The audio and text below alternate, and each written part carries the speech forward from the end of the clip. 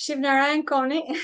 Shqip Narayan. I'm so glad because I am here with you today. We are not doing this from two different countries.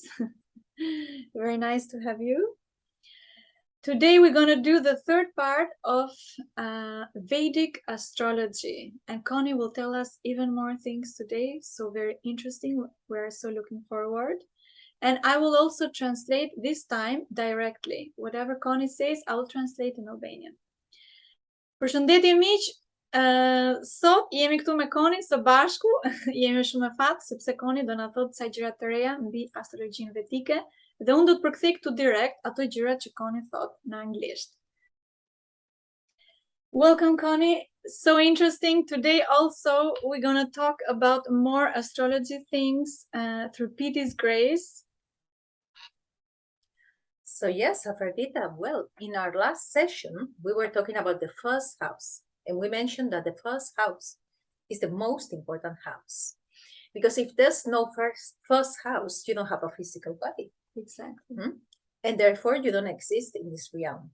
Which means that the rest of the houses, which are determined by the sign present in that first house, won't have any relevance and they won't be in operation. That's very interesting. Koni po na thotë që tek video tek Astrologjia Vedike 2 që bëm herën e kaluar kemi folur për shtëpinë e parë dhe përmendëm se shtëpia e parë është shtëpia më e rëndësishme, sepse nëse nuk do të kishim shtëpi të parë, apo jo, ne nuk do të kishim asnjë trup fizik dhe kështu asnjë nuk do të ekzistonim në këtë botë. Kjo gjithashtu nënkupton se as shtëpitë e tjera vijuese që përcaktohen nga shtëpia e pranishme në ato shtëpi të parë nuk do të kishin ndonjë rëndësi dhe nuk do të operonin siç duhet. We also talk about the zodiac, the zodiac signs, and we mentioned that they were related to each house. As we were saying, Aries was related to the first house, Taurus to the second house, etc., etc. That's what we also said on our last session. Exactly. Koni po na thotë që herën si kaluar folëm gjithashtu edhe për shenjat e zodiakut dhe përmendim se shenjat e zodiakut janë të lidhur me çdo shtëpi përkatëse. Dashi për shembull lidhen me shtëpinë e parë, Demi në shtëpinë e dytë e kështu me radhë. Okay, so we also mentioned the ownership of the signs by the grahas. Let's remember that Sun owns Leo. Moon owns Carp. You know, we don't like to say call Cancer, exactly. So we use we use the Sanskrit name. Mars owns Aries and Scorpio. Jupiter owns Sagittarius and Pisces. Saturn owns Capricorn and Aquarius. Very good. Mercury owns Gemini and Virgo. Venus owns Libra and Taurus. And then we have the lunar nodes called Rahu and Ketu. They are like shadow grahas that don't officially own any sign. Yes, and be so kind to have also written a book, the Rahu and Ketu. True, a very iconic book.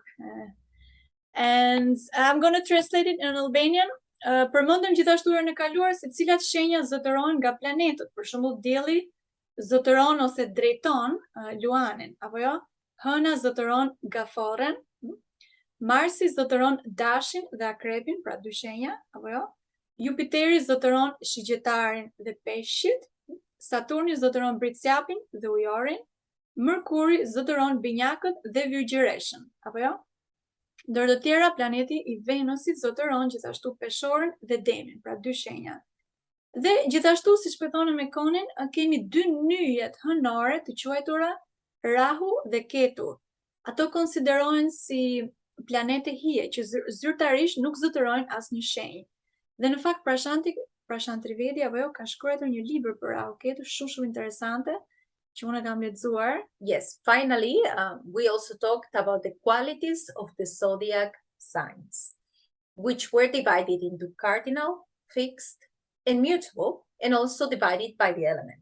They were belonging to, meaning fire, earth, and water. Yes, exactly. Yes. I remember that. Yes. Dhe së fundi herën e kaluar folëm me Konin apo jo dhe për cilësitë e zodiakut, të cilat ndaheshin në kardinale, fikse dhe të ndryshueshme. kuptohet edhe sipas elementit që i përkasin këtyreve, apo jo, zjarrit, tokës, ajrit dhe ujit. Po sot Koni do vazhdojmë të na tregoj diçka gjëra shumë interesante dhe të reja. Yes, so today we're going to continue and explaining more things. Yes, today we are going to start to talk about the exaltation and debilitation signs of the grahas. We are going just to start by explaining this. And as your viewers can see on the screen, there's a table, and here it specifies in what signs the planets get their exaltation point and debilitation point. But just to do a quick summary, Sun gets exalted. Officially, it will be at 10 degrees Aries, but just to make things simpler, we are going to say that Sun is exalted in Aries, and then debilitated in Libra. Again, officially, if we want to get into more detail, we can say around 10 degrees Libra, but it's better to simplify things and just to say Sun gets exalted in Aries and debilitated in Libra. Yes, Moon gets exalted in Taurus and debilitated in Scorpio. Mars gets exalted in Capricorn and debilitated in Kark. We're going to call it Kark. Yeah, this sign. Mercury gets exalted in Virgo and debilitated in Pisces. Yes, Jupiter exalted in Kark, debilitated in Capricorn. Very good. Venus exalted in Pisces, and as we see in the table, debilitation in Virgo. Yes, very good. Saturn exalted in Libra and debilitation in Aries. Yes. And the Rahu Ketu also. Yes, they officially this is obviously there's a bit more controversial because the nodes don't own any sign officially, even though there are several signs. But let's just say, just like in to the keep table. it simple, yes, that some people would say that Rahu can get exalted in Taurus and get in Scorpio, but I think the important thing to remember at this point is the exaltation and debilitation of the grahas. Yes. Which is what a basic astrology is about. Exactly. The nodes obviously do not own any sign, so we are not going to talk about the nodes. But the grahas we have already covered, their exaltation and debilitation points. Exactly. Yeah. Shumë mirë, Koni po na tregon gjithashtu ndër të tjera se sot neve do të flasim për shenjat e ekzaltimit apo përforcimit. Pra ku një planet në cilën shenjë ky planet është më i fortë dhe në cilën shenjë ky planet, çfarë lloj planeti është i dobët, pra dobësimi dhe përforcimi i planetit. Për shembull, siç e shikoni tek tabela apo jo, dielli është më i përforcuar, pra është më i mirë në shenjën e dashit, apo jo, dhe i dobësuar, domethënë jo i fortë në shenjën e peshores. Për shembull, hëna, përforcuar tek demi dhe tek akrepi. Mërkuri tek virgjëresha, i përforcuar dhe në shenjën e peshqit, i dobët. Jupiteri në shenjën e Gafores është më i fortë dhe në shenjën e Briciapit është më i dobët. Venusi në shenjën e Peshkut është pra i përforcuar dhe në shenjën e Virgjëreshës është i dobët. Saturni tek Peshorja është më i fortë dhe tek Dashi është më i dobët. Rahu dhe Ketu pastaj janë këto nyjet të cilët planeteve që përmendëm pak më përpara, apo jo? Yes, Connie? Yeah, that was a brief description of the exaltation and debilitation, but what we are going to describe today in a little bit of detail is the second house of the zodiac. Let's remember that the first house represents our body. Yes. Also, the head. And the first impression we give to the world. Yes. It is important to note that we also need to know the house location, the house in which the planet that rules the first house is going to be placed. Yes. We need to know that in order to have a better understanding of the first house of an individual. That's what we were talking about on a previous session. Yes, exactly. Po na tregon gjithashtu sepse do të përshkruajmë pak shtëpinë e dytë të zodiakut. Mbani mend, shtëpia e parë është ascendenti dhe shtëpia e dytë, pra gjithë shtëpitë që vazhdojnë në radhë. Do të përshkruajmë shtëpinë e dytë të zodiakut, do të kujtojmë se shtëpia e parë përfaqëson trupin tonë, apo jo, fizik, gjithashtu edhe kokën, shenja e tashit, dhe përshtypjen e parë që japim botës. Çdo njeri ka një përshtypje të veçantë që jep botës në varësi të jetës vet etj. Është e rëndësishme të theksohet se ne gjithashtu duhet të dimë se në cilën shtëpi ndodhet planeti që zotëron shenjën e shtëpisë së parë në mënyrë që të kuptojmë gjërat më thjesht. So we are in the second house, like not in the first house, right? Exactly. Exactly. We were talking a little bit about the first house in our previous session, and now we are going to explain what the second house is all about in some brief points. Obviously, there's many other things that can be represented by the second house.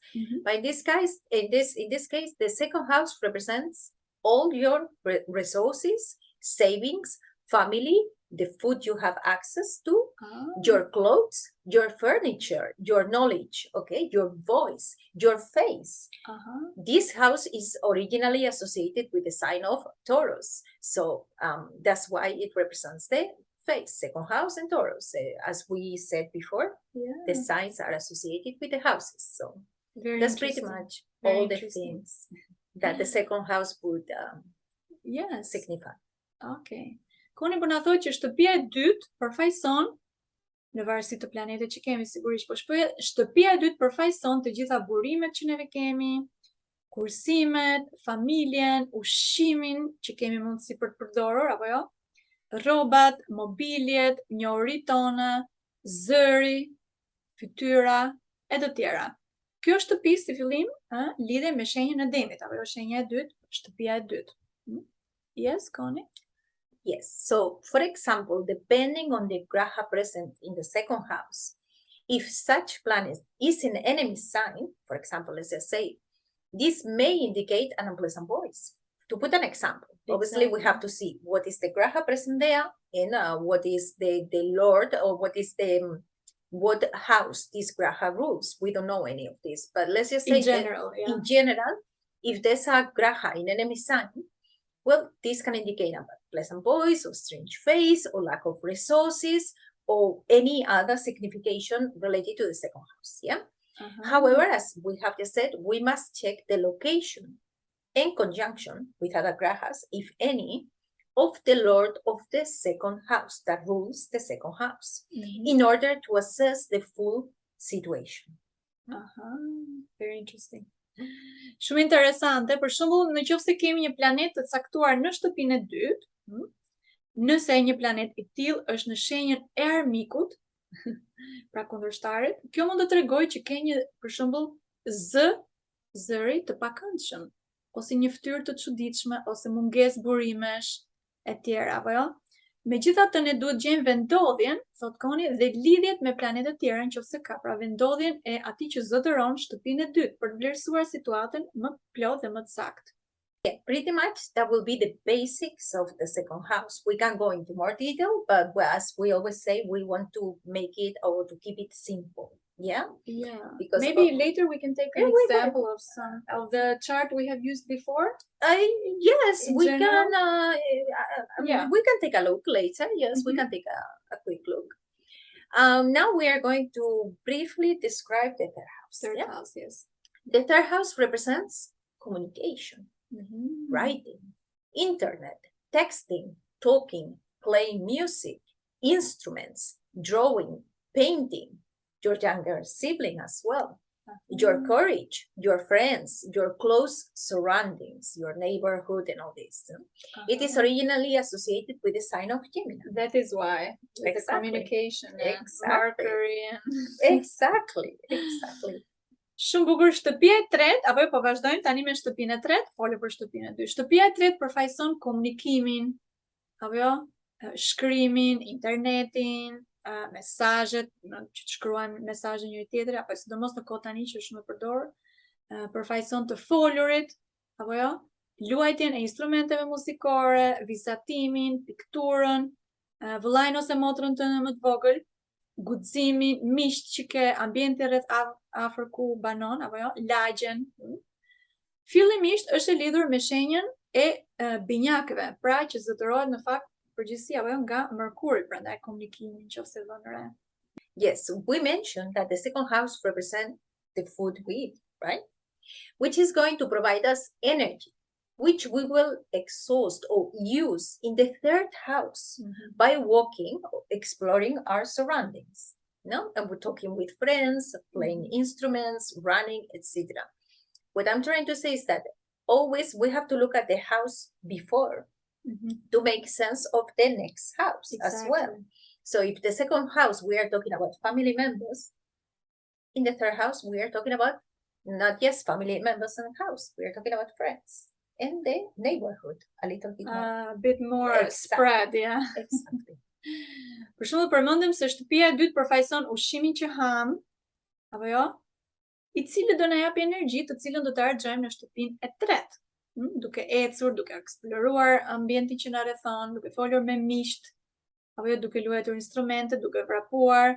Pra, në një farë mënyre, apo jo tek shtëpia e dytë, për shembull ushqimin që kishim tani, energjinë të cilën marrim nga ushqimi që kishim. Pra nga shtëpia e dytë, vazhdon shtëpia e tretë. Në një farë mënyre është dhe logjike. Yes, very good. So yeah, just to end for today, it was a brief description of the second and the third house and the exaltation and debilitation of the grahas. We can say that together with the 7th and 11th house, the third house is the house of desires, since one has to move in order to achieve something, right? It's also called Kama Trikon, the Trikon houses, which are the 7th, the 11th, and the 3rd. Yeah? Okay. Së bashku me shtëpinë e 7, 11 dhe 3, pra 3, 7, 11, shtëpia e tretë konsiderohet pra si shtëpia e dëshirave, apo jo, për shembull ti duhet lëvizësh për të arritur diçka që dëshiron, apo jo? Ke energji e tjerë, pra shtëpia e tretë, e 7 dhe 11 quhen ndër të tjera Kama Trikon. Yes, Connie, so what about explaining it in this chart example as we have used before also? What can you say about exaltation or whatever, debilitation? Well, but we can say, first of all, for example, here in this chart, we can see that Rahu is in the third house and Rahu is in Taurus. In the previous chart, we have seen actually when Rahu is in Taurus, is considered to be in an exaltation point. Obviously, there's some talks about it, and there can be different opinions, but that's usually the main opinion regarding this subject of Rahu in Taurus. And then we can also see that we have the third lord in the 10th house in this specific case. So we previously saw that the third house is the house of communication. So what we can see here is, for example, this person in particular would be using communication in his or her profession, because the third lord goes to the 10th house. The house of career and works and stuff. Exactly. Yes. Very nice. Koni më na thot për shembull te kjo tabela që shohim neve këtu e këtij njeriu që ka lindur në këtë apo jo në këtë tabelë lindjeje. Për shembull tek shtëpia e tretë apo jo kemi aty që thot Ra dhe 2, apo jo te kjo shtëpi e tretë kemi Rahu, pra është një planeti, një nga këto planete që po flisim pak më përpara, apo jo Rahu ndodhet në shenjën pra me numër 2 që është shenja e Demit. Apo jo, dhe siç e shohim edhe tek tabela, Rahu është i përforcuar tek shenja e Demit. Kjo tregon që në këtë lindje e komunikimit, shtëpia e tretë që kishte lidhje me komunikimin do të jetë shumë i fuqishëm, sepse Demi zotërohet nga Venusi, që në këtë rast është tek shtëpia e 10. Dhe në shtëpia e 10 është shtëpia që ta mësojmë më vonë, në të ardhmen ta mësojmë, shtëpia e 10 është ajo e karrierës tonë, si shfaqemi me tjerët, pra punët, etj. etj. Pra kjo do të thotë që ky njeri ky njeri do të thotë që në këtë karrierën e vet, mbi fjala, do të përdori komunikimin dhe do të ketë sukses. Yes, actually we can see that the 11th house in this chart is very strong. The 11th lord is exalted, which is Saturn, and is placed in Libra. It is actually a very good position for the 11th lord to be, since it can give gains, it can give large, to be involved in large organizations. It is in groups, exactly, Afrodita, yes. Yes. So is this graha is in a very good sign for this graha, because this is considered to be the exalted point for Saturn. Very nice. Koni po na thot që Saturni, i cili është i pozicionuar, siç e shohim te kjo tabela lindjes, ai është i përforcuar tek shenja e peshorës. Siç e shikojmë, pra Saturni është një planet shumë i mirë tek kjo tabela lindjes që shohim tek figura. Sepse ai është i përforcuar në shenjën e vet, pra në shenjën e peshorës që i sjell për shembull ky që ka lindur ose kjo që ka lindur tek kjo tabela e lindjes, në shtëpinë e 11 do të ketë përfitime materiale ose ekonomi shumë të mirë. And that would be for today, and then we can continue next day with the 4th and the 5th house. Very nice, very nice. Very generous, Piso, very generous for this, for allowing us also to have this session, and so that people will get to know more about the houses and debilitation, exaltation. But I will translate also what Connie said in Albanian. Erës tjetër do të vazhdojmë me shtëpitë e tjera. Do të sqarojmë se çfarë kemi në shtëpinë e 4, 5, 6, 7 e do të vazhdojmë. Sepse këto shtëpitë përfaqësojnë në një farë mënyrë i jetën tonë. Bie fjala shtëpia e parë apo jo, trupi fizik, koka, shtëpinë e dytë apo jo, familja, kur lindim, që jemi të vegjël, dhe shtëpia e tretë apo jo, si përdorim këtë energji që marrim nga ushimin që përdorim, që morëm nga shtëpia e dytë. Pra janë çdo gjë logjike dhe do të jetë shumë interesante dhe do të vazhdojmë me shtëpitë e tjera herës tjetër. Urojmë që ta ndiqni miq. Gratitude for being today with us, Connie. Gratitude to you, Afrodita. We will continue next time.